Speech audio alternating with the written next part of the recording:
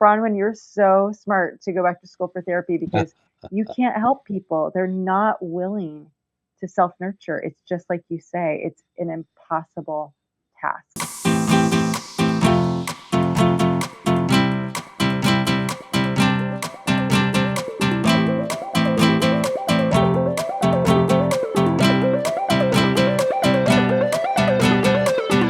Welcome back to Fishing Without Bait. We're going to continue our conversation with Bronwyn Schweigerdt. So, could you talk about the difference between felt and active love and anger? I thought that was very interesting. Felt I'd and never heard active it. I'd love. never heard it expressed like that. Yeah. Well, yeah. So when a child is neglected, that's hatred. Again, so a lot of us, grew up with parents who are like, well, children should be seen and not heard. That's hatred. That is active hatred of a child. That's saying you don't matter. I don't want to hear your voice because you don't matter. And that creates tremendous shame. And that is like a curse. I talk about that as a generational curse. That's what it is making that child believe, internalize, I am shameful, I am unlovable. And he will take that with him into his adult life. He will most likely repeat the same with his children. Um, and so that's a generational curse in my book, which is hatred. So you're talking about generational transmission, and what we want to Mhm. do is break that cycle. I was particularly also interested in in forgiveness. My philosophy comes a lot from 12-step recovery, the behavioral change techniques that are incorporated in the 12 steps. And I was particularly interested in the forgiveness aspect of it, as one of the hardest things for a person to do is to forgive themselves for all the harm Mm. and trouble they've caused. Yeah, forgiving ourselves is hard. So that's part of that integration work that I lead my clients in as well. Is it's really cool. What I do there is I have them picture their self that they want to forgive. That might be their younger self just a few years ago, but we call that their younger self. And I have them close their eyes and imagine they're speaking to their younger self. And I lead them into saying something like, younger Bronwyn, I really want to hate you. I really want to hate you right now because you betrayed me for so long by not having a boundary with your dad. And it cost me a lot of years of insomnia.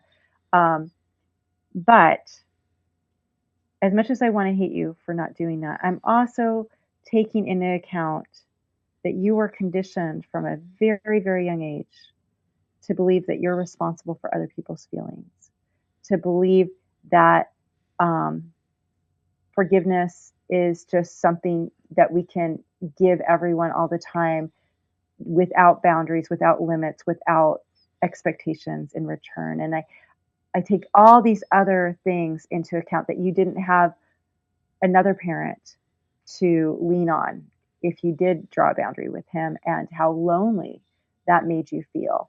And, when I factor in all these other things, I get it. I get it. And as much as I want to hate what you did, how you betrayed me for so long, I forgive you because I take everything in and I see the way you experience the world and how difficult that was for you. I see that you have an eclectic type of philosophy, and you use whatever works from your experience that you've gained wisdom. As long as it works, yes, absolutely. So when we talk about forgiveness, Bronwyn, in the 12-step world, what we do, we say it doesn't necessarily mean that we exonerate that person or we wipe the slate clean. It would never happen. What we ask people to do in the DBT world also is to accurately label and identify the thoughts and feelings that they're harboring inside them that are causing all this malevolence inside their body. And we ask them to just do the act of forgiveness. It's about them. It's about them letting go of Mm, those thoughts and feelings rather than exonerate. They don't even have to say the words to the person. sure. Yeah, I don't know that I'm completely on board with that that does ameliorate the sickness inside of them, but Good. I understand the principle.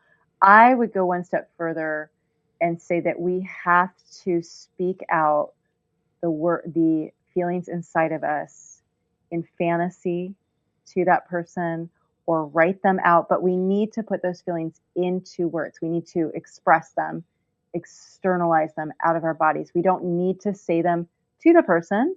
Um, we could write them in a letter and send them and just say, hey, do not respond to this. It will not be read, it will be deleted. But I do believe we need to actually externalize those feelings of hatred or anger out of our bodies and know that they're valid. And that is actually, to me, what heals us. I think forgiveness is more like a transaction where we can offer someone forgiveness, but all we can do is offer it. That's all we can do.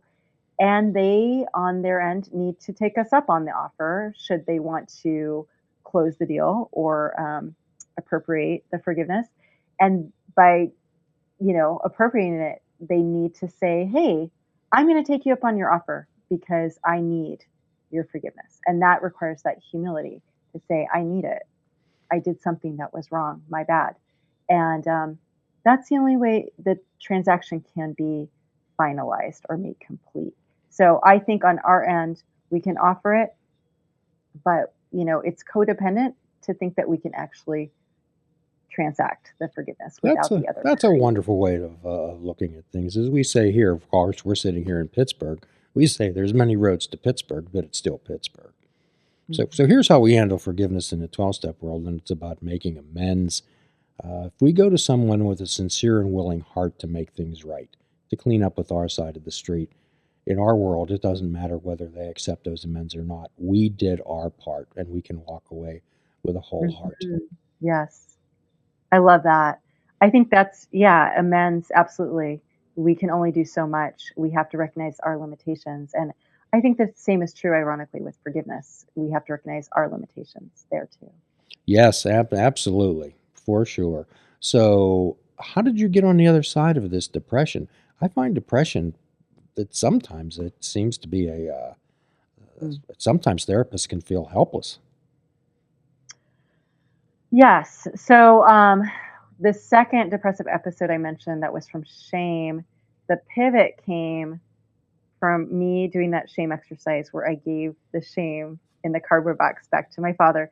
And you know what that did is it actually allowed me I had eyes to see suddenly that every person that created this shame for me that contributed to that depressive episode, I was able to distinguish between their shame and my failure, not shame, but my failure to have a boundary or to speak up for myself or whatever I did. Um, and I didn't feel shameful about what I did on my end.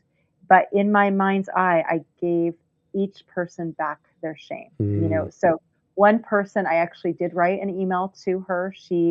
That was a betrayal because she was a former friend who also was like the clinical director where I was an intern who completely betrayed me.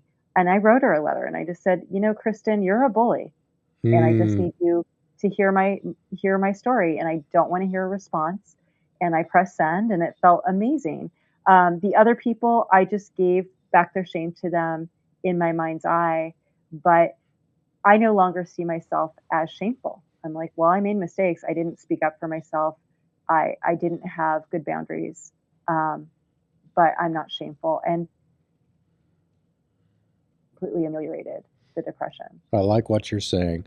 On another one of the podcasts you were talking about triggers. Could you say more about that also? Yeah, so I view triggers as a great way to connect with our young selves and find out their life was like. And so for me, probably my biggest trigger is just feeling when I feel rejected by someone. So these days, and again, they don't have to be rational, but for today, I still feel that when I'm talking to my husband and he's listening, but he'll start looking away. Um, and I get very triggered. And so I let myself just feel that, not in the moment so much when I am triggered, but I let myself later, I'll reflect on it and I'll say, what do I feel in my body when he looks away while I'm talking? And my body will feel this pit in my gut. That's usually where we feel shame. And I'll just focus on that and just let my mind passively float back. And that will take me to some early memories of little Bronwyn's life when her mom never made eye contact with her and she felt like she was the shameful one. And so that helps us do the work to integrate. So I see triggers as a great opportunity to learn to integrate with our young selves. I hope your husband listens to this podcast and steps his game up a bit. I know. He's like, "Are you going to talk about me today?" I go, "Well, if you want to stay off the podcast, then you better, yeah, exactly. You better step up." He Well, is. well, and again, you're speaking from your own experience, and I believe that the only way you can gain wisdom is through experience. And through experience, we level up in life. It's like playing a video game. We gain experience points. Yeah, you're so right. Like experience is the only way to have wisdom, and we can't learn it from someone else secondhand in school or whatnot. It's through the hard knocks. So yeah, even though I've been through so much depression, um, that's kind of like again why I loving being a therapist and having this podcast is to you know, help other people who are in the same place learn wisdom from my experience, and then they can learn it, and we can all share it. And there's so much to go around. Well, it's called the helping profession for a reason. And generally, I've had a lot of interns. I generally tell them, I said, you're in therapy school to learn how to pass the NCE test. I said, your real education Mm. will start when we're sitting in this room with real people dealing with real issues. Yeah, and I think a real education comes from listening, just really being a listener and deep listening, not just like, oh, gotcha, but like, huh, ooh, how did that feel? Tell me more. And really listening with the goal to really understand. And I think that, is how we can be a good therapist, a good friend, a good parent, a good person, is through listening with the intent to understand. And that includes for ourselves. The Buddha referred to it as compassionate listening, Bronwyn. Yeah, exactly. Compassionate listening. Now, at times, I try to explain to people, particularly the interns, that they always want to fix things right away. And I Mm. explain to them that at times, one of the best things we can do is sit with people through the pain.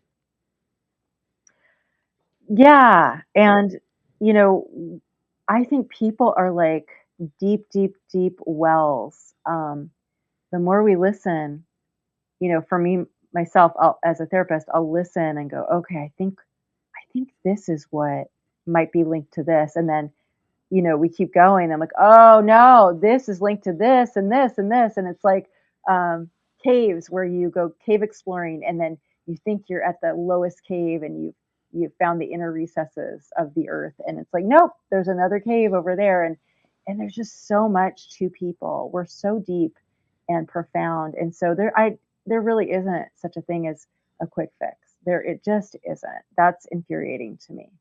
Um, we have to listen and we have to learn and we have to understand.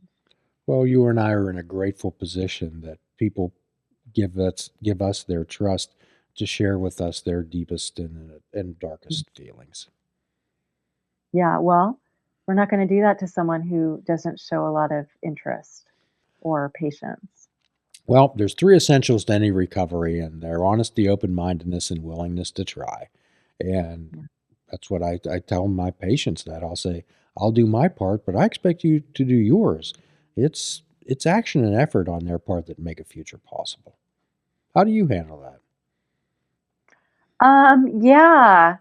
So I don't have like a failure of people to open up necessarily, but I do think, like we talked about in my podcast, I do a lot of self-disclosure. I want to be relatable. I want people to see we're not shameful. We're all human. We all make lots of mistakes. We all have depressive episodes. Um, come out of the closet as a human. I think that's really I powerful. like that term. Very, very, very much so. So you also mentioned that you were an author. That's something I didn't explore on my research. Could you talk us to us about that? Yeah, that's kind of ancient history, but when I was in the field of nutrition before I went back to school to become a therapist, I wrote a couple books on nutrition, on yeah, weight loss, that kind of thing. But I'll tell you, Jim, now I have a good friend, a really good friend that I actually went to undergrad with in nutrition years and years ago, and she is a registered dietitian, and she is counting down the days till she retires. It's so hard. And she's like, Bronwyn, you're so smart to go back to school for therapy because you can't help people. They're not willing to self nurture. It's just like you say, it's an impossible task. So it's just funny how full circle things have come for me in that way.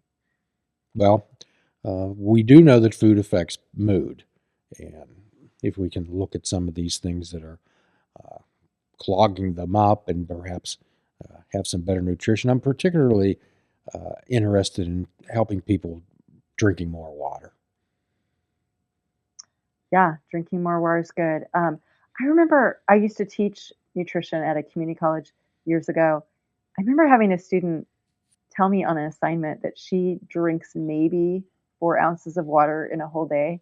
And I remember thinking, she must hate herself. And now I'm like, oh, yeah, she totally hates herself. That's just an expression of her like failure to think she's worth it Hmm. to drink more than half a cup of water a day.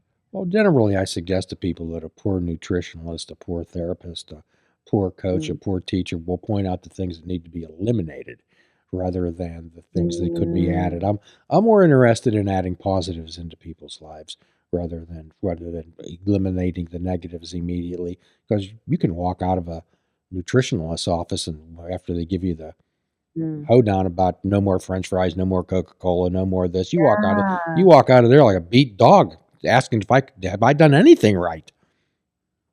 Yeah, or you're like, "Well, I might live longer, but who wants to live if, like, I'm gonna be miserable all the time?" But, that is true. Yeah, that's a really good point. Um, I think, so when I was in the world of nutrition, I did promote, like, a high fiber diet, and so people did love to hear that, like, nuts are super high in fiber, popcorn is super high in fiber, beans, most people love beans, most children love beans, are super high in fiber and other nutrients. Um, and so, yeah, I did err on, like, tell people what to eat more of, and they'll naturally eat less of the other things. Yeah. Yes, yes. You also mentioned that you had insomnia for 30 years. One of the things that I look at first of all, Bronwyn, is sleep patterns. Yeah. Man, I tried everything, everything, and that was at times just debilitating as well. But I will say that the last few years, I've been sleeping like a baby right about the time I finally cut off my father. Uh, So, mhm. okay. Well, it sounds like you could write a book about that. Uh, My goodness. Well, I'm glad that you're in a much better place today.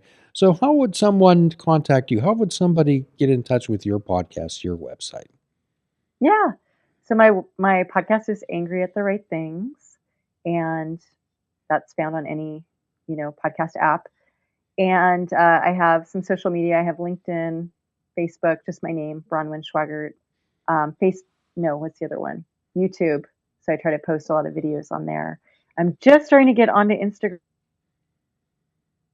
20-year-old daughter has to mentor me here and there. But yeah, those are all ways. Okay, well, great. Uh, so, you've certainly been delightful. I'm certainly glad you reached out to us. Your publicist reached out to us to have you on. I find you delightful and some of your ideas are refreshing. Thank you. They are refreshing because they breathe life into us. I really believe that. And again, this is someone that was suicidal and did, have a suicide attempt. So I know what's life giving. I know what is debilitating. And I want more and more people to err on the life giving principles in their own lives. Well, I'm glad you're here because you're important. That's what I try to impress upon all my patients that they're important. So if there's a parting message that you'd like to give to our listeners, what would it be? It would be life is too short to betray yourself, Ah, that we need to be true to ourselves I like and that. recognize that we are betraying ourselves and stop it. So at the end of every podcast, what we do, Bronwyn, is we offer a free prescription, and that's fruits, nuts, and vegetables, and unplug your television and take up Mm, fishing. And for a truly mindful experience, we suggest that you fish without bait and do a kindness for yourself and do a mm. kindness for another. Forgive yourself and forgive another. Till all are free, none are free. Namaste. Please check out our website at fishingwithoutbait.com, where you can listen to the show, comment on our discussions, and find out where you can subscribe to our podcast. If you're interested in flying the colors of Fishing Without Bait, click the shop icon on our website. We have clothing, mugs, cell phone cases, and so much more. Show the world that you fish without bait. This show is a member of the Sorgatron Media Podcast Network. Find out more at sorgatronmedia.com.